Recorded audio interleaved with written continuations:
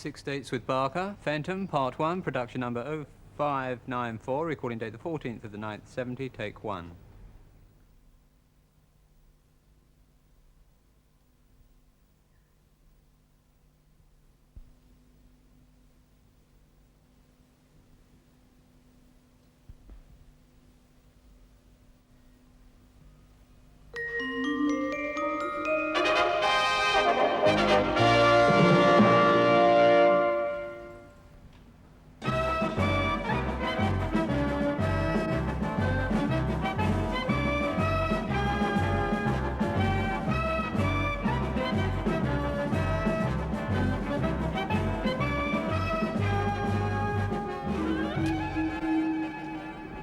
This story starts on the night of August the 3rd.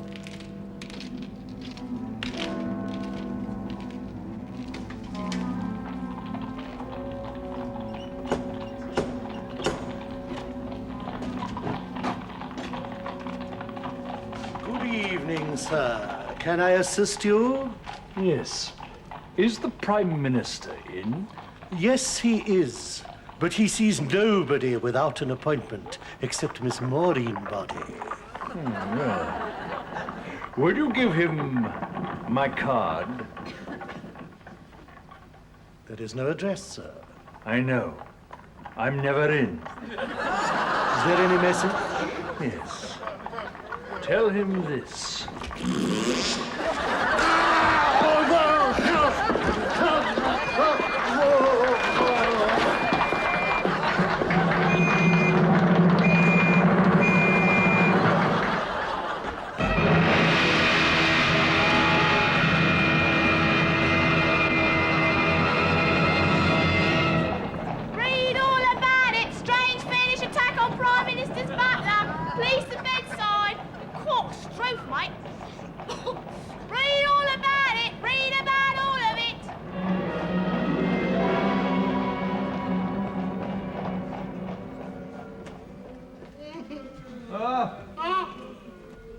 This is Inspector Alexander, and I am Sergeant Bowles. You can come in now, Inspector, but you must be quiet. Pardon? You must be quiet! Just a little while. Very well, then. Oh, dear. Good day, sir. I'm Inspector Alexander of Scotland. Yeah. Yes. And I'm Sergeant Barrett. Yes, yes. We're hoping you may help us with our inquiries. That's all tonight, Inspector.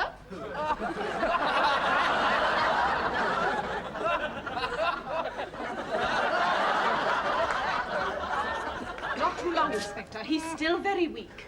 Now, sir, did you see the man's face? It was very dark. A dark face, I see. It wasn't his face. Oh, well, whose face was it? It was the noise. Oh. The noise, oh. Can you give me a rough idea of this noise, oh? Yes. Yes, the screams. Now, sir, what exactly was this noise? Well, sir, it was like. Yes, like, yes. Well, he went. He went what? He went. Oh, no, sir, I can't. It's a shame. My wife, my children. I went to Winchester. I didn't quite get that, sir. He said the man went. How do you spell it, sir? Never mind the spelling, just write. 3 nights later, at Great Bardling's, Woodstock, the country home of the beautiful, eccentric, widowed Lady Penelope Berkeley Hunt. It was getting on for midnight, and Lady Penelope was being entertained by her pantryman, Heathcliff.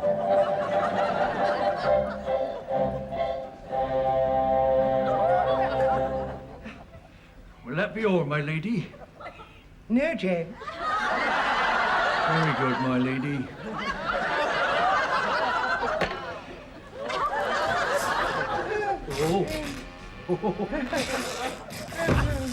James, what was that? The candle. Quick, the candle.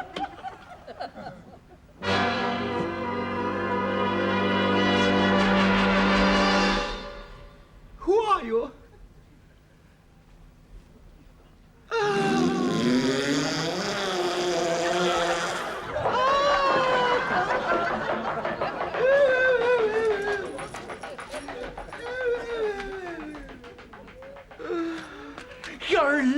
ladyship, what we think is, get me a witch doctor.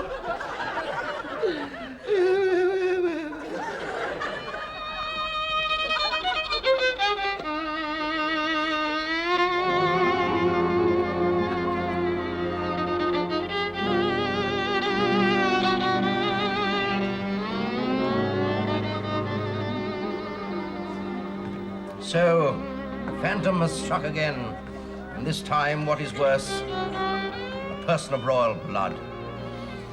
I don't believe it. It's all so pointless. Oh, sorry, sir. The shock of the attack turned her ladyship's hair white and her face black. For the time being, she is being held as an illegal Jamaican immigrant.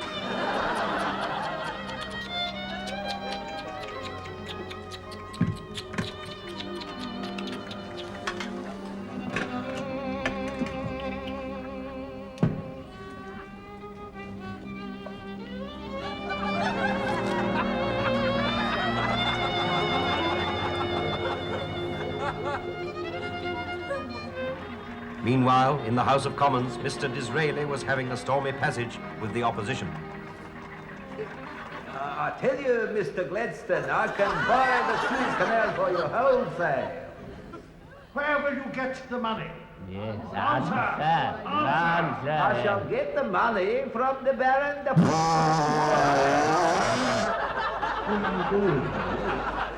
The next attack was on the Dowager Duchess Muriel of Argh in broad daylight in a punt at Chiswick.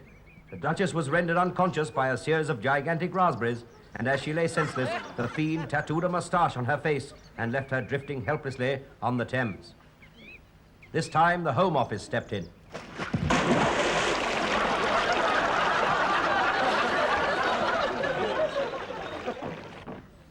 Scores of suspects were rounded up. Finally, the numbers were whittled down to one man. Yes, this looks like the man. Sergeant Bowles, organize an identity parade. Yes, sir.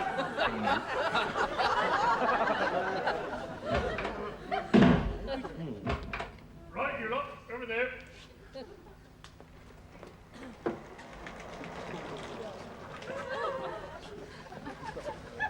Are these genuine passers-by? No, sir. I got them from Arrods. Good thinking, Bowles.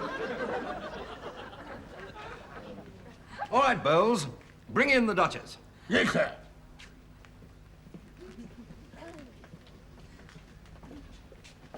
That's the man. No, no, no, I'm the inspector.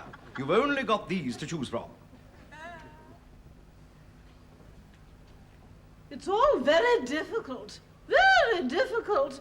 They all look so much alike. I can't... But if I could hear the noise again... Sergeant, the noise test. Number one.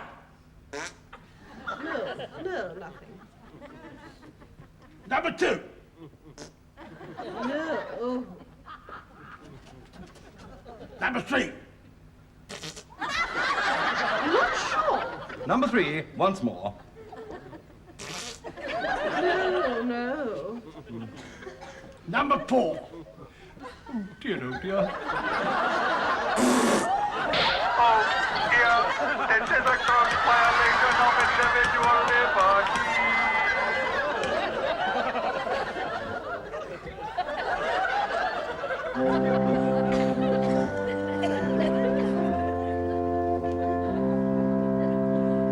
Then, one morning, a ray of hope.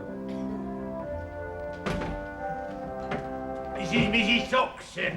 Is it? Sit down, Mrs. Socks. Thank you. Now then, I want you to tell me all about the Phantom. He's my son. Oh? Oh! Oh, I know I shouldn't be informing on him to the police, but I think you ought to know why he's a-doing of it. And why is he a-doing of it? Well, it all started with his father. Yes, it would have. Ernest Socks, my husband, was a master rubber cushion moulder's mate. Naturally. Well, he was employed by the late Lord Cardigan, a wealthy practical joker, to make whoopee cushions to embarrass his guests at dinner. But one of his guests, General Fergus Pock, was outraged, and he in turn decided to make whoopee cushions bigger and louder to embarrass Lord Cardigan. Thus started a conflict. Lord Cardigan worked in night and day to outdo General Pock. Finally, exhausted, after 10 years of conflict, Lord Cardigan and Pop called a truce. They both invited Ernest and I to dinner.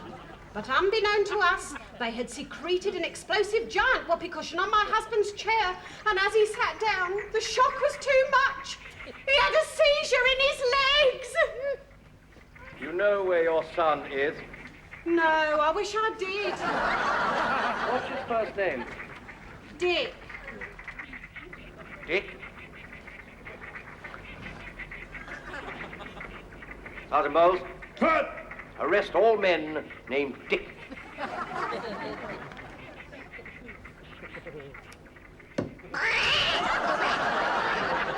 Anyhow, ever since his father's death, Dick swore he would avenge it and get even by attacking all aristocrats, even royalty. Thank you.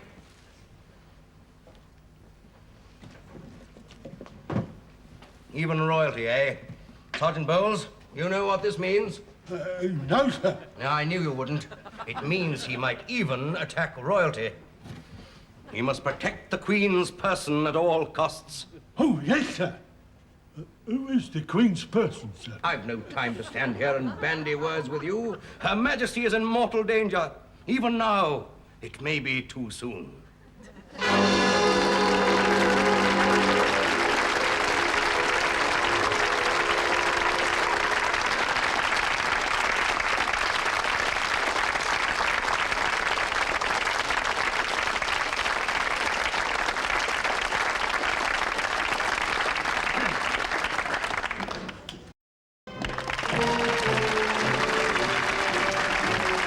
The inspector's plan to save Her Majesty Queen Victoria from the Phantom's clutches was soon put into operation.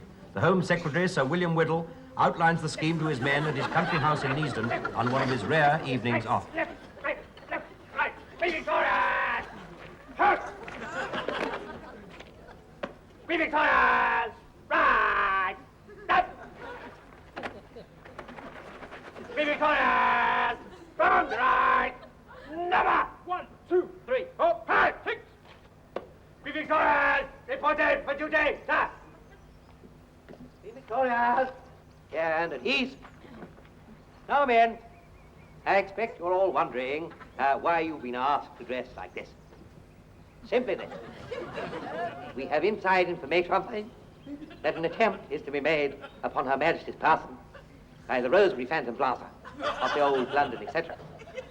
Therefore, we have found it necessary to take steps to beat his purpose. Now then, your duty is clear. You've all been chosen because of your general facial and physical resemblance to Her Majesty the Queen.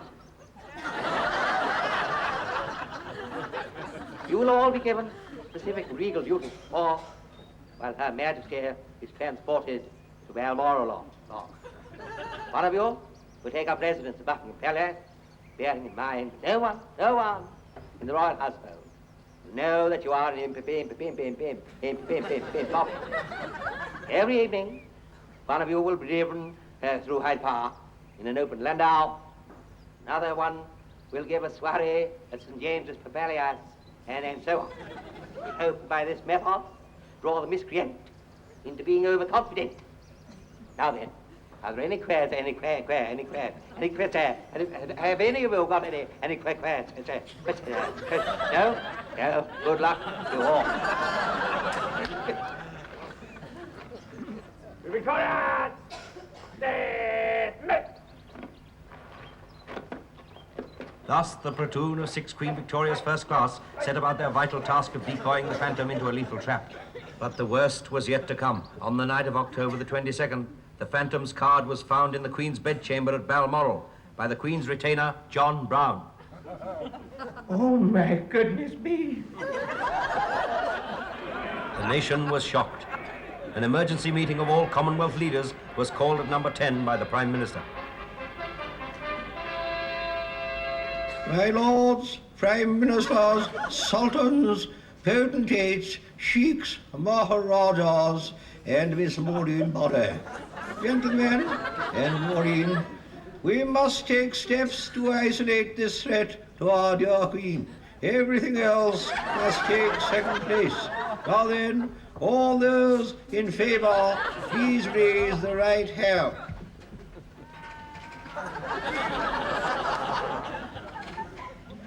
Good, good. Now, here is my master plan for the ratification of the Phantom Raspberry Blower of old London.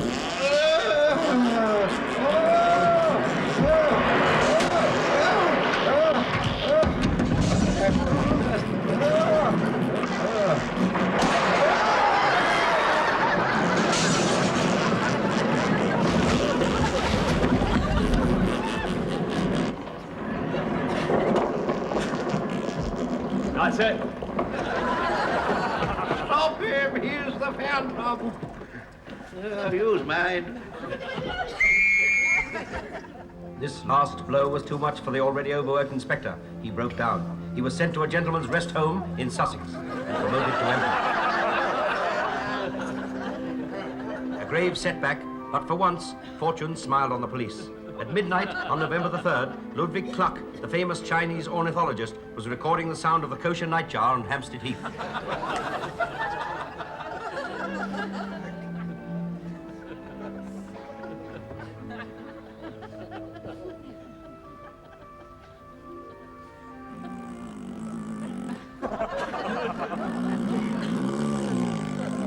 By chance, the professor had picked up the sound of the phantom.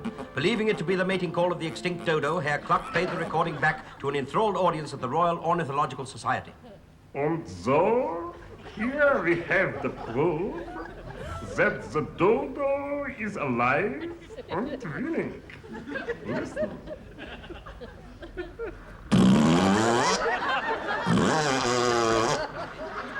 A little applause, please.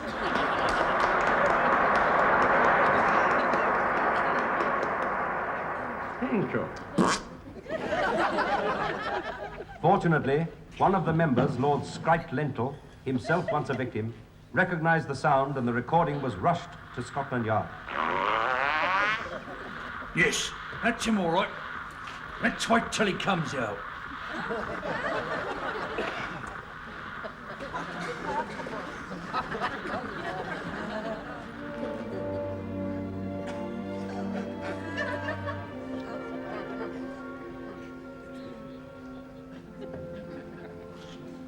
But such was the shortage of good men that Inspector Alexander and Sergeant Bowles had to be returned to duty immediately.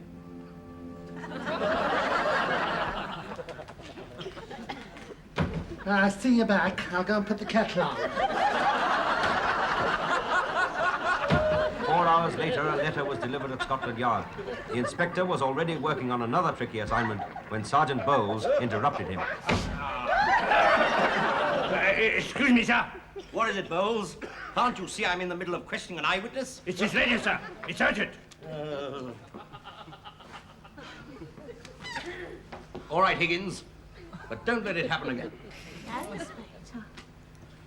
Any time. Has that kettle boiled yet? Yes, sir. I'll get you a cup. You going to read it, sir? No, I'm going to drink it. Who the letter? I take on Bowles. Yes. Here, you save the stamps. Let's see. You'll never catch me alive, ha, ha, ha. Come alone to the graveyard at midnight, and I will reveal my true identity. Regards to the wife and children, the phantom raspberry, etc. Will you go, sir? I must. Alone? Alone. Then I'll come in with you, sir. Good. We'll both go alone together, Bowles. Midnight, eh? What a dastardly hour. Bowles, we've got to act fast. I'm acting as fast as I can, sir. Good man. Now, let's see. We'll catch the 20 past bus. What time does it go, sir? 10-2. Come on. What about your uniform, sir? No. This is a plain clothes job.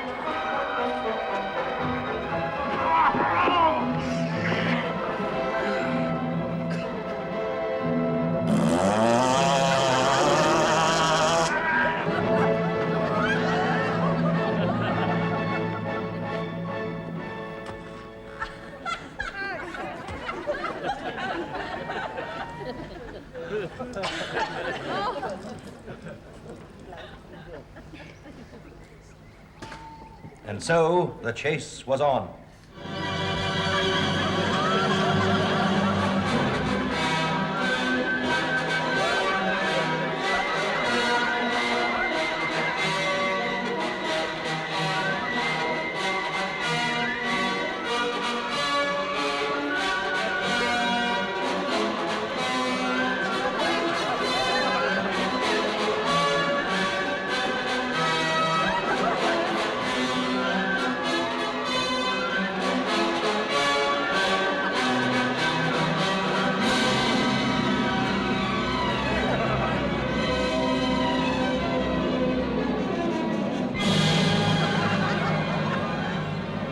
Week after week, the inspector tirelessly pursued his man to the far corners of the earth, defying death 1,000 times. The Phantom fled, leaving destruction in his wake. Finally, on New Year's Eve, 1899, he was cornered in a sewer in the Crystal Palace area.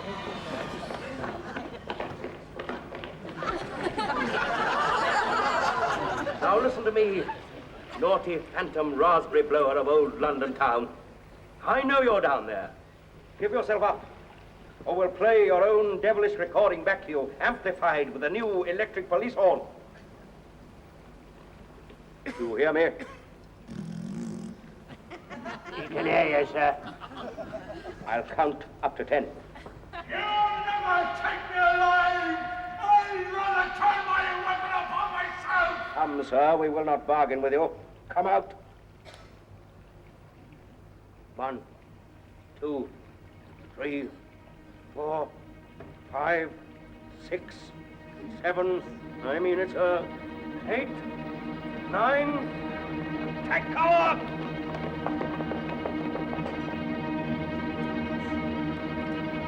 10.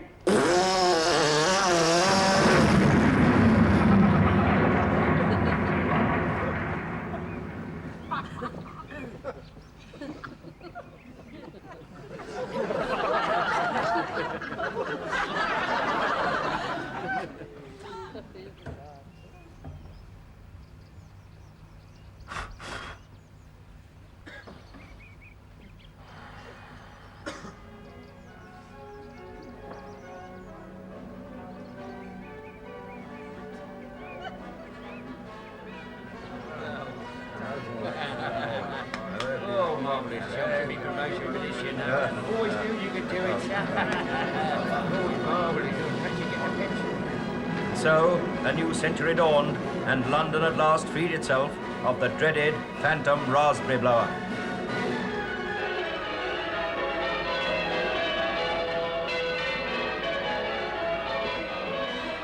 Never again would law-abiding citizens be subjected to terrifying attacks from the rear. England could once more live in peace. The Phantom was dead.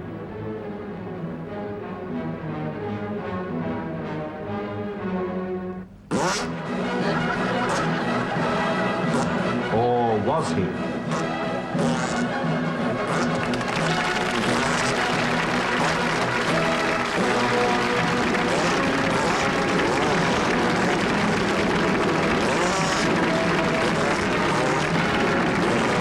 Christine Ozanne is a national hunt jockey.